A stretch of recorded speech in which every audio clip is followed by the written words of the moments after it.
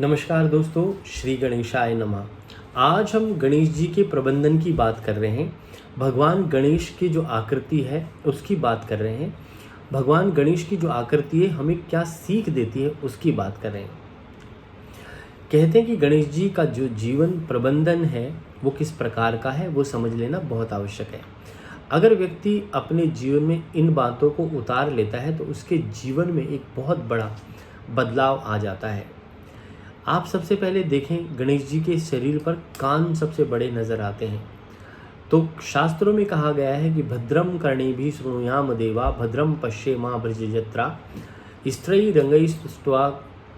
तो कहा जाता है कि हम अपने कानों से भद्र सुने और हर चीज़ को जो है ध्यान से सुने और कंसंट्रेशन से सुने।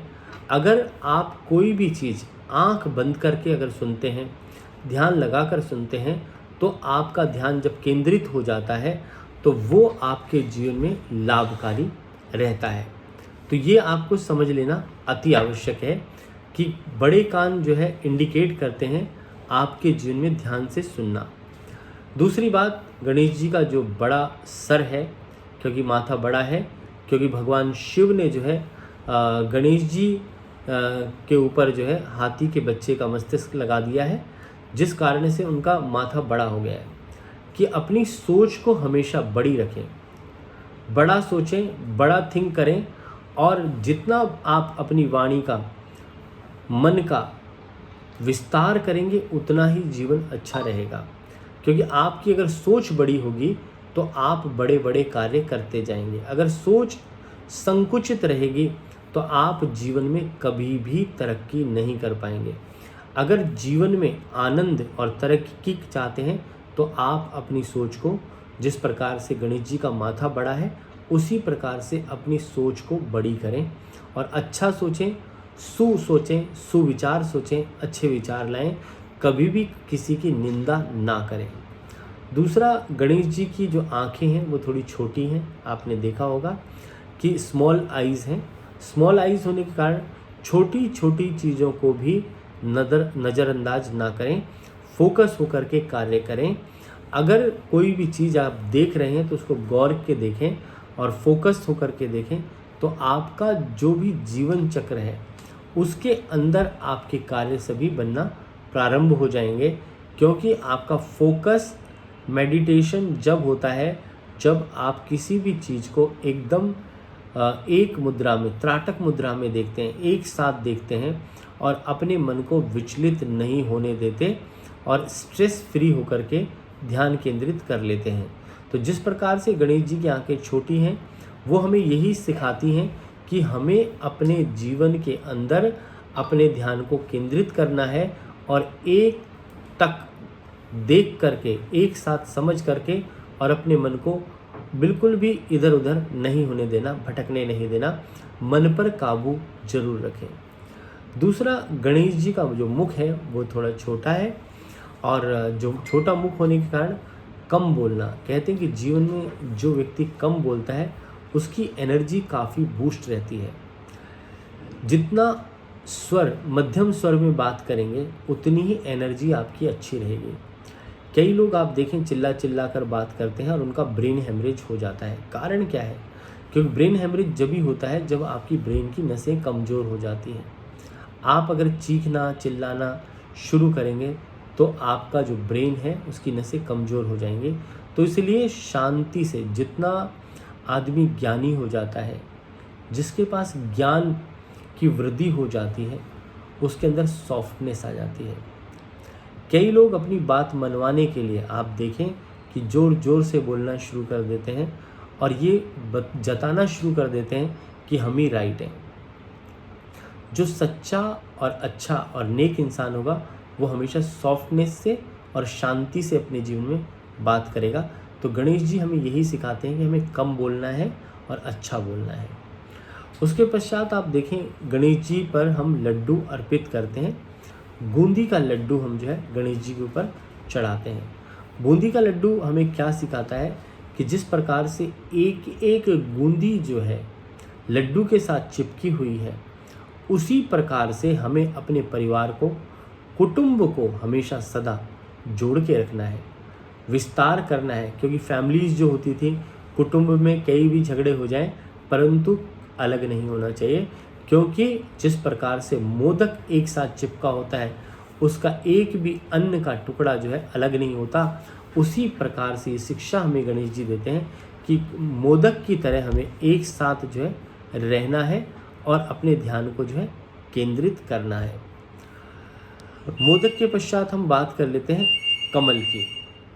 कहते हैं कि जो कमल है वो हमें ये शिक्षा देता है कि हमें बुरे लोगों से जो है हमेशा जो है बचना चाहिए और बुराई से हमें बचना चाहिए, अच्छाई पर ध्यान देना चाहिए, क्योंकि कमल का इंडिकेशन ही यही है कि कीचड़ हमारे आसपास में कितना भी कीचड़ है, हमारे जीवन में कितना भी खराबी है, कितने भी खराब लोग हैं, परंतु हमें कीचड़ में मिलना नहीं है, हमें उसमें कमल की तरह खिलना है। क्योंकि देखो, आप दुनिया के अंदर जीते हो, वहाँ पर अच्छे बुरे हर तरह के इंसान आपको नज़र आएंगे, परंतु सब जो इंसान हैं, बुरे बहुत सारे लोग मिलेंगे, उस बुरों के झुंड से आपको जो है कमल की तरह जो है बाहर निकल करके और ध्यान लगाना है और अपने आप को कमल बनाना है, क्योंकि कीचड़ में ही कमल खिलता है। और आप विस्तार जो करें कमल की तरह करें, अच्छे सुविचार रखें और जल्दबाजी में कोई भी निर्णय बिल्कुल भी ना लें, जिस प्रकार से कमल का फूल हमें शिक्षा देता है। और गणेश जी जो है आप देखें उस पर विराजमान होकर के बैठे हुए, तो उसकी शिक्षा यही है कि चारों तरफ अशांति है, शोरगुल है, परंतु आप अपना कंसंट्रेशन नहीं खो रहे, ध्यान मगन होकर के लगे हुए हैं, अपना जो कार्य करना चाहते हैं उस पर एक टकता से, एक निरंतरता से, एक अभ्यास से। कहा गया है करत करत अभ्यास के जड़मति होय सुजान। कहावत भी है कि अगर आप किसी भी चीज़ पर बहुत ज़्यादा एफर्ट करते हैं तो एक दिन जो है आपको चीज़ मिल जाती है। और आप देखें कि पूरी कायनात उस चीज़ को आपको देने के ऊपर लग जाती है। जब आपका विस्तार होता है, जब आपको बढ़ना है जीवन के अंदर, तो सारे रास्ते वैसे ही बन जाते हैं। आपने बड़े एफर्ट किए परंतु आपका एक हर्डल पार नहीं हुआ, दूसरा नहीं हुआ, क्योंकि उस वक्त जो है आपका फोकस और ध्यान पूर्ण रूप से केंद्रित नहीं था। जब आपका ध्यान केंद्रित हो जाता है तो आप सभी कार्यों को जो है निरंतर करना प्रारंभ कर देते हैं, आपके कार्य सिद्ध होते जाते हैं। जितने भी रास्ते की हर्डल्स हैं, परेशानियां हैं, वो सब की सब जो है आपके जीवन से दूर हो जाती है। तो गणेश जी की इस शिक्षा का ध्यान करें। गणेश जी की सूंड हमें क्या शिक्षा देती है कि आसपास की सारी चीज़ों को महसूस करना। आप देखें कि आपको फील करना। दूसरा, कंसंट्रेशन के साथ फीलिंग का बहुत बड़ा महत्व है कि आपके कोई पीछे चल रहा है और आप महसूस ना कर पाएँ।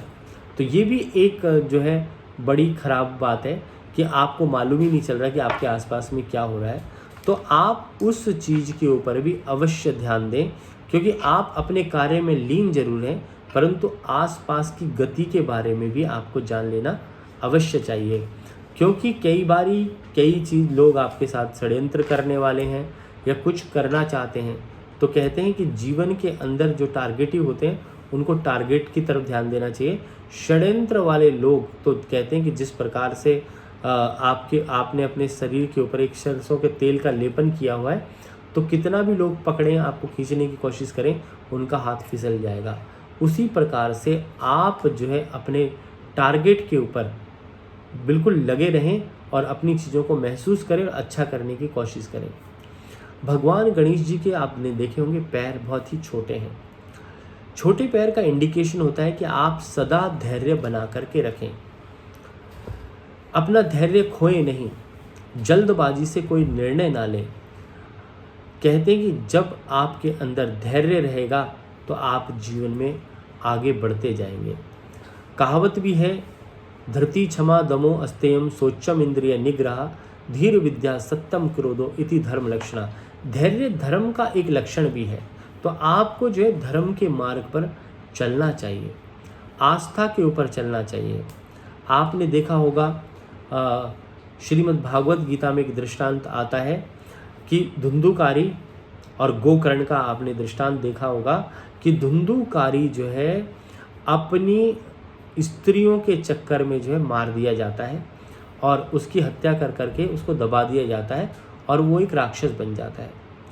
तो कहते हैं कि उस कथा में आता है कि आप कितनी भी गया कर लें, कितना भी गंगा स्नान कर लें, तब भी आपको गति प्राप्त नहीं हो रही, परंतु गोकर्ण को भगवान सूर्य नारायण कहते हैं कि आप अगर श्रीमद् भागवत का पाठ कर लेते हैं तो कितना भी बड़ा धुंधुकारी हो, कहते हैं कि राक्षस हो, चाहे कितनी बड़ी प्रेत आत्मा हो, वो जो है उस पाठ के द्वारा चली जाती है। जब सप्ताह का पाठ होता है तो आप देखें कि बांस के अंदर जो है धुंधुकारी बैठ जाता है और उसकी एक एक गांठ एक एक दिन फटती जाती है। तो कहते हैं कि भगवान का जो मार्ग है, सत्यता का जो मार्ग है, वो अटल मार्ग है और जो उस मार्ग के ऊपर चलता है, सत्यता के मार्ग पर जो चलने वाला व्यक्ति है, जीवन में कभी भी नहीं हारेगा। कहते हैं कि एंड इज बिगनिंग, जो अंत है वही आपका जो है उदय का कारण बनता है। तो कभी भी अपने मन से हार ना माने। गणेश जी एक शिक्षा ये भी हमें देते हैं। दूसरा, बड़ा पेट। बड़ा पेट ये नहीं कि भगवान ने खाने के लिए बनाया कि आप बहुत सारी चीज़ें खाते जाएं। कहते हैं कि भोजन जो है अपचय नहीं होना चाहिए, भोजन हमेशा कम होना चाहिए। इस विचार से भोजन करें कि इस प्रकृति के और जीव जंतुओं को भी भोजन प्राप्त हो जाए। शास्त्रों में हमारे यहाँ वैदिक परंपरा है, हमारी वैदिक संस्कृति है। आप उसमें देखें कि जब गेहूं उत्पन्न होता है उस वक्त जो छोटी बाली होती है नीचे वाली, वो पृथ्वी को प्राप्त होती है। बीच वाली जो है पशुओं को प्राप्त होती है।